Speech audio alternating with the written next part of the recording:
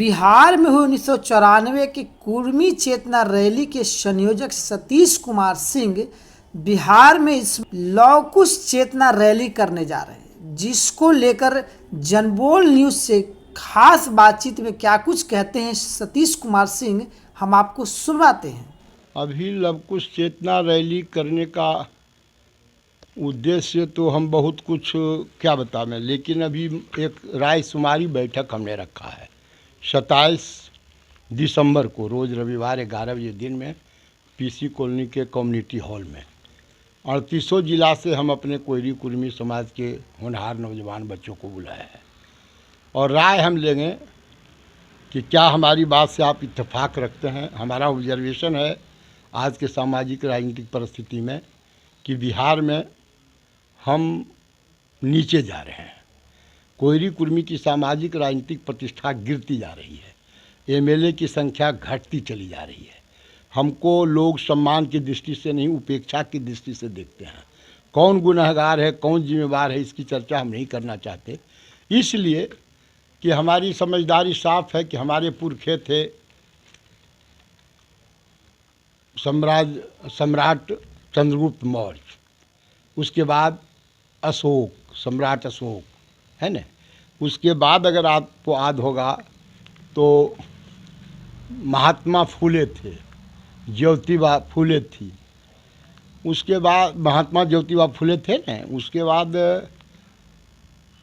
छत्रपति शिवाजी महाराज थे, साहू जी महाराज थे, जागदेव बाबू थे, रामस्वरूप वर्मा दे और सरदार वल्लभ भाई पटेल थे।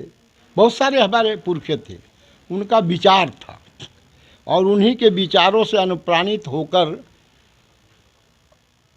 संविधान लिखा गया था। आज देश के अंदर जो कुछ हो रहा है उसकी चर्चा हम नहीं करना चाहते। हम करना चाहते हैं कि आज हम अपने पुरखों के विचारों को याद करना चाहते हैं और अपने पुरखा के विचार रूपी धरोहर को संजोना नहीं चाहते बल्कि फैलाना चाहते हैं। महात्मा बुद्ध ने क्या नहीं दिया, पूरे दुनिया को अमन का पैगाम दिया, शांति का पैगाम दिया, मानवतावाद का सिद्धांत दिया, समानतावाद का सिद्धांत दिया। आरक्षण के जनक हमारे पूर्वज थे, हमारे पूर्वज थे आरक्षण के जनक। आप तमाम लोगों को शिक्षा का प्रचार प्रसार महिलाओं में हमारे पूर्वजों ने किया।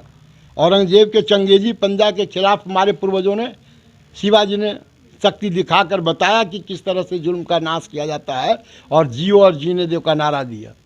उसी तरह से रामस्वरूप वर्मा समाज में विसंगतियों को दूर करने के लिए क्या कुछ नहीं किया। जागदेव बाबू ने पीड़ित समाज के लिए नारा दिया, जो सब लोग जानते हैं। आज सब का सब नारा धरा हुआ है।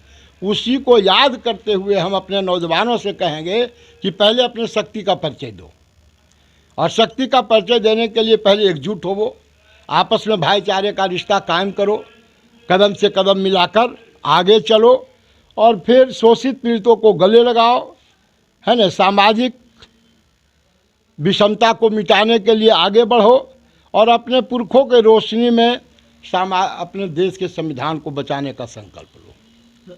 1994 की रैली कुर्मी चेतना रैली का बहुत लोकप्रियता हासिल की, उसके बाद वर्तमान में लव कुश रैली कर रहे हैं, दोनों में क्या अंतर है? अंतर यही है कि उस समय की परिस्थिति दूसरी थी। देश अपने सूबे बिहार के अंदर जो कुछ हो रहा था मानवता शर्मसार था। बिहार के लोग लज्जित और अपमानित महसूस करते थे। उस समय हमने संघर्ष किया था।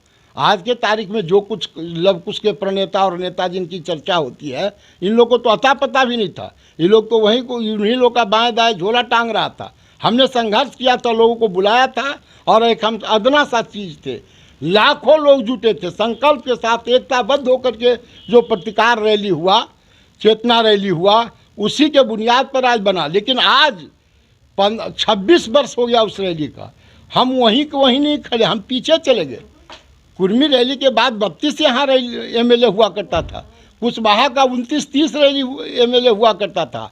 आज 15, 12, 27 वो रैली एमएलए है, आधा भी नहीं बचा। क्यों? हमको टिकट नहीं देता। हम जात पात नहीं करना चाहते, हम अपने पुरखों के विचारों के अनुरूप आगे बढ़ना चाहते हैं। लेकिन आप ज़रा सोचिए कि कांग्रेस ने 2 सीट दिया, भाजपा ने 2 सीट दिया, राजद ने 1 सीट दिया, लेफ्ट पार्टी एक को सीट नहीं दिया। कहाँ है कुर्मी समाज? हमारी आबादी भी अगर जोड़ दी जाती, पिछड़ा कुर्मी और कोयरी 14% हम हैं। 14% से बड़ी बात नहीं है। हमने पूरे विश्व को नक्शा दिखाया। चंद्रगुप्त मौर्य का अखंड भारत था, आप याद कीजिए। चक्रवर्ती सम्राट अशोक का कैसे शासन चलता था और कैसे क्या हुआ, सबने देखा है। हमारा कहाँ तक सीमा था? अफगानिस्तान तक था। और आज छोटे में ही हम उलबुला रहे हैं। क्यों उलबुला रहे हैं? तो हमारे पुरखों से सीखना चाहिए। बिस्मार्क खां थे हमारे पटेल, सरदार वल्लभ भाई पटेल। किसानों के साथ जो जुल्म हुआ था अंग्रेजी ज़माने में, अंग्रेज़ों के सह पर, उसके खिलाफ प्रतिकार करके देश को जो कुछ दिया, उसी से सरदार पटेल कहलाए।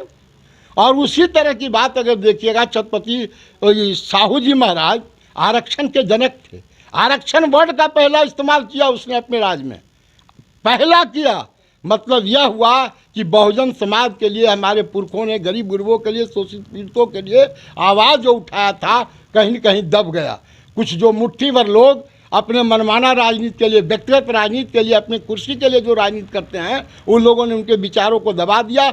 हम इस रैली के माध्यम से उन विचारों के तरंग पर चढ़कर फिर से एक नया बिहार, नया देश बनाना चाहते हैं और अपने समाज के पुरखों को विश्वास दिलाएंगे। मरने के बाद वो शायद मर गए वो लोग, जिस्मानी तौर पर नहीं है, लेकिन रूहानी तौर पर आज भी उनका रूह कांपता होगा कि हमने जो कल्पना किया था, हमारे बाल बच्चों ने कुछ नहीं किया। हम उनके वारिस हैं। हम अपने पुरखों को याद करते हुए नए ढंग का राजनीति करेंगे, नए रैली में जाएंगे और नया देश और नया बिहार ला करके नई बात करेंगे। शोषित पीड़ितों को गले लगाएंगे, बहुजन समाज को एकीकृत करेंगे।